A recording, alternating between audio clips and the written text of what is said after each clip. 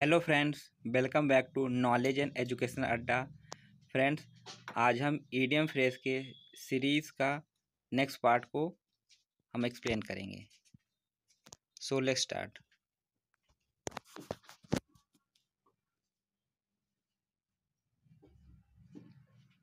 आज का पहला ईडियम है in the dark. In the dark means होता है अनइन्फॉर्म्ड या किसी बात से अनजान या ए state of ignorance.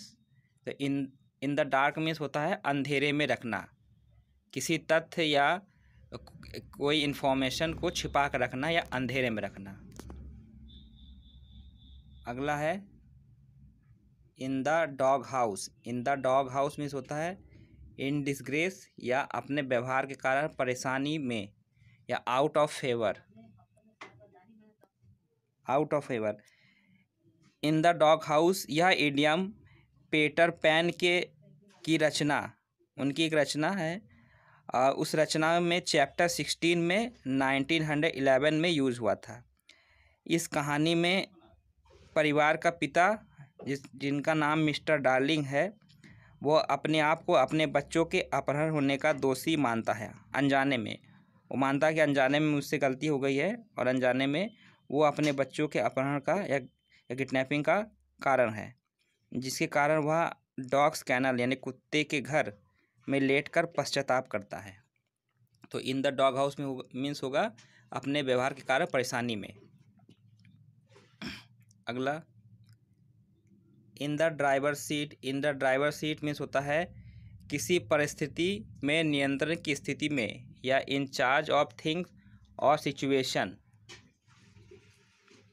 In the driver seat, तो इसको आप ऐसे समझ सकते हैं कि ड्राइवर सीट में कौन बैठता है? ड्राइवर बैठता है और ड्राइवर के हाथ में पूरे गाड़ी का नियंत्रण रहता है, क्योंकि ड्राइवर ही पूरे गाड़ी को कंट्रोल करता है। तो in the driver seat means होगा कि किसी परिस्थिति में नियंत्रण की स्थिति में होना या इन चार्ज ऑफ थिंग्स और सिचुएशन। अगला है in the egg. In the egg means होता है दोनों प्रकार की चीज़ें अच्छी या बुरी परिस्थिति में, मतलब दोनों ही स्थिति में होना है, अच्छी स्थिति में हो या चाहे बुरी स्थिति में, दोनों ही स्थिति में होना है। In the egg. अगला है in the I of storm. In the I of storm means होता है परेशानी के बीच फंसा हुआ या deeply involve in a difficult situation. In the I of storm. Storm means क्या होता है? तूफान। तो तूफान के मध्य में फंसा होना। तो तूफान क्या होता है? तूफान एक परेशानी का सूचक है। तो in the I of storm means यही होगा कि परेशानी के बीच में फंसा हुआ होना। अगला है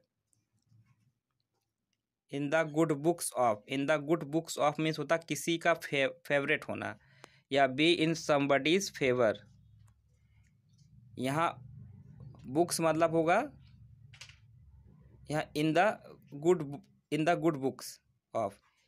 तो अगर इसे इसका लिटरेरी मीनिंग देखें तो यहाँ बुक्स का मतलब क्या होगा? बुक्स का मतलब होता है किसी का फेवरेट होना या किसी के लाइफ में इम्पोर्टेंस रखना। तो in the good books of, या इसको ऐसे समझ सकते हैं in the good books of. तो गुड बुक्स मतलब होगा कि किसी के नज़रिए में होना, मतलब किसी के नज़रिए में अच्छा होना, अच्छा दिखना। तो in the favourite of somebody, ये मीनिंग होगा। अगला देखते हैं in the lap of luxury. In the lap of luxury means होता है विलासिता से भरा हुआ या living in very comfortable condition. तो लैप मीन्स क्या होता है? गोद। लग्जरी मीन्स आराम, यानी आराम के गोद में बैठना। तो इसको आप शब्दों से ही समझ सकते हैं। लग्जरी मीन्स होता है क्या होता है? आरामदायक जीवन होना। तो इसका मतलब होगा विलासिता से भरा हुआ जीवन या आरामदायक जीवन।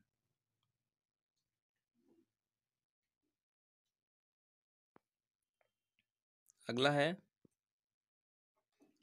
In the long run. In the long run means होता है कंटिन्यूइंग टू एग्जिस्ट, मतलब आखिरकार या अंत तक या happening in a long time span, मतलब इसका ये होगा कि कोई काम एकदम लास्ट मोमेंट में संपन्न होना, कंप्लीट होना, एकदम लास्ट में कंप्लीट होना कोई काम। तो इन द लॉन्ग रन यह ईडियम अर्ली 1600 का है, अर्ली 1600 से जन्मा है। यह ईडियम इस तथ्य पर आधारित है कि एक धावक यानी रनर दौड़ में तब तक दौड़ता है जब तक कि फिनिश लाइन ना आ जाए। तो इसका शाब्दिक आशय देखें तो यह होगा कि कोई ऐसी वस्तु जो कि लंबे समय तक चले।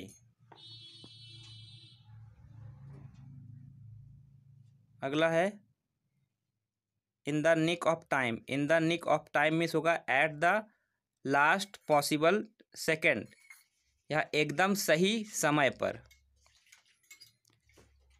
यह ईडियम 1500 से आया है। निक क्या होता है? निक एक छोटा नॉच होता है, नॉच या निशान होता है, जिसका यूज़ हम इसका यूज़ हम किसी चीज़ में निशान लगाने के लिए या मार्कर के रूप में क्या करते हैं। तो यह बहुत ही छोटा ये नॉच जो होता है बहुत ही छोटा और कीमती होता है।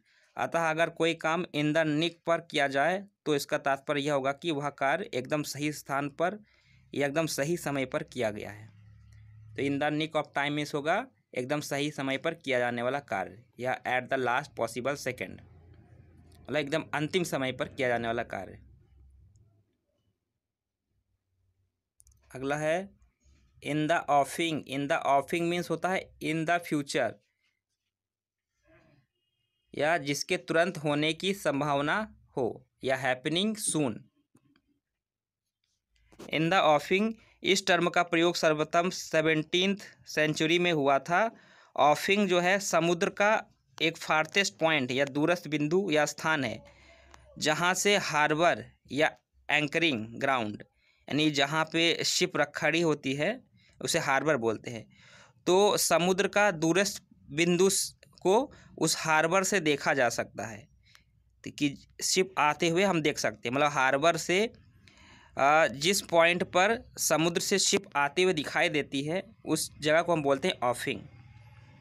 तो अर्थात शिप बहुत जल्दी ही हार्बर पर पहुंच जाएगी।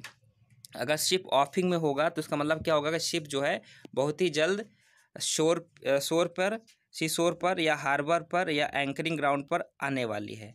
तो इन द ऑफिंग मीन्स होगा इन द फ्यूचर, या जिसके तुरंत होने की संभावना हो, या हैपनिंग सून।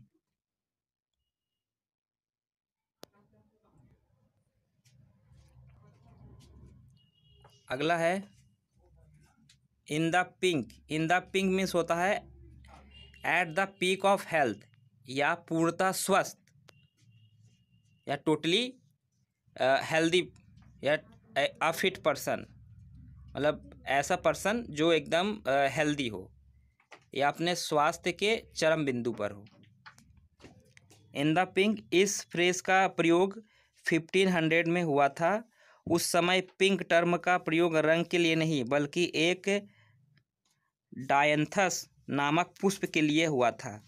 इस पुष्प का डिज़ाइन बहुत ही शानदार या एक्सीलेंट होता था, इसलिए पिंक का तात्पर्य एक्सीलेंट या एट द पीक हो सकता है। अगला in the red. In the red means होता है आमदनी से ज़्यादा खर्च की स्थिति, या is to be in the depth, या कर्जे में होना, घाटा होना या कर्जे में होना, या आमदनी से ज़्यादा खर्चा होना। इन द रेड यह एक्सप्रेशन फाइनेंशियल बैलेंस शीट में यूज होने वाले रेड इंक से लिया गया है। तो फाइनेंशियल बैलेंस शीट में हम रेड इंक का इस्तेमाल करते हैं। किस लिए करते हैं? रेड इंक का यूज जो है कर्जा या घाटे को दर्शाने के लिए किया जाता है। अगला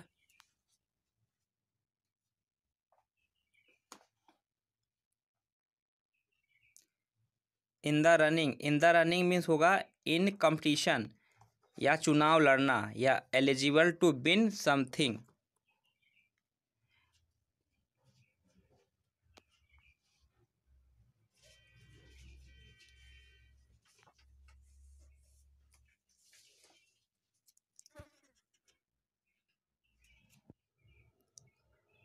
तो अगला है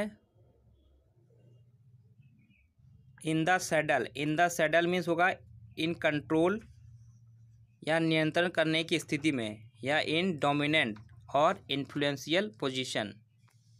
डोमिनेंट मीन्स होता है प्रमुख, ठीक, तो प्रमुख स्थान में या प्रमुख पोजीशन में होना। तो in the saddle, saddle means होता है घोड़े की काठी, जो हॉर्स होता है तो उसके ऊपर बैठने के लिए एक सीट लगाई जाती है लकड़ी की, जिसे हम सैडल बोलते हैं।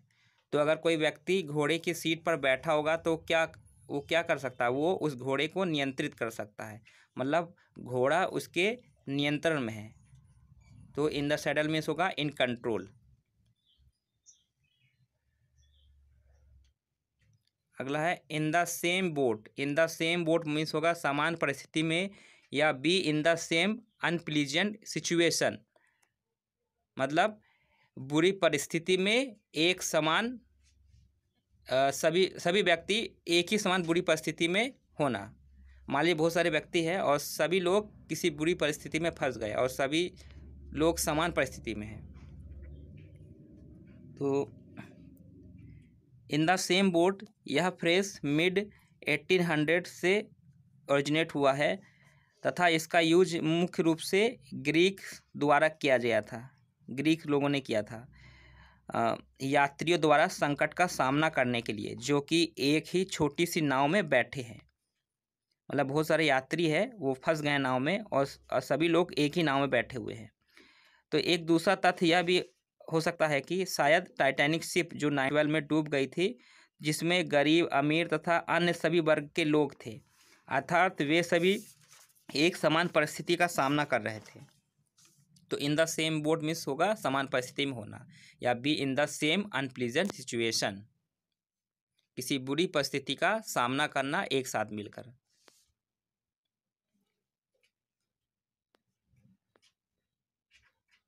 अगला है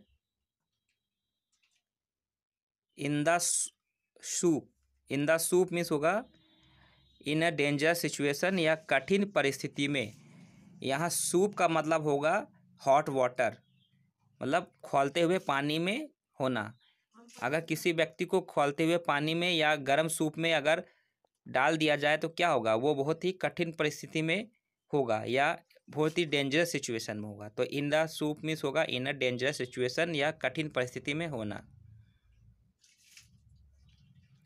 अगला है in two minds. In two minds means होता है दुविधा में, या to be unable to decide, या टू बी इन डाउट, या टू बी इन डिलेमा।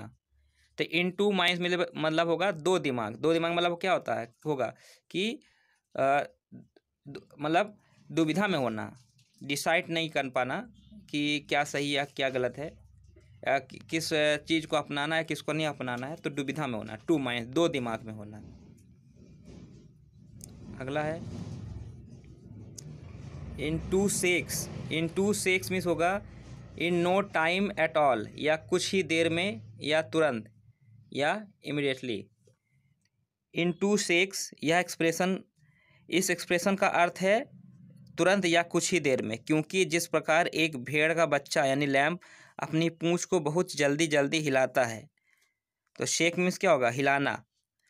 तो उसी प्रकार कोई कार्य उतनी ही देर में संपन्न होना जितनी देर में भेड़ को पूंछ हिलाने में लगता है। यानी इन टू शेक्स मतलब दो बार भेड़ ने पूंछ लाई और उतने समय में कोई काम संपन्न हो गया, कोई कार्य संपन्न हो गया। तो इस इडियम का सर्वप्रथम प्रयोग रिचर्ड हैरिस ब्रहम की पुस्तक इनगोल्सबाई लीजेंड्स में 1814 में हुआ था।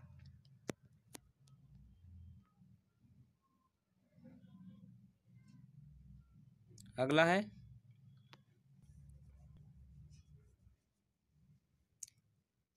इनबग। इनबग मीन्स होता है पॉपुलर एंड फैशनेबल, या प्रचलन में।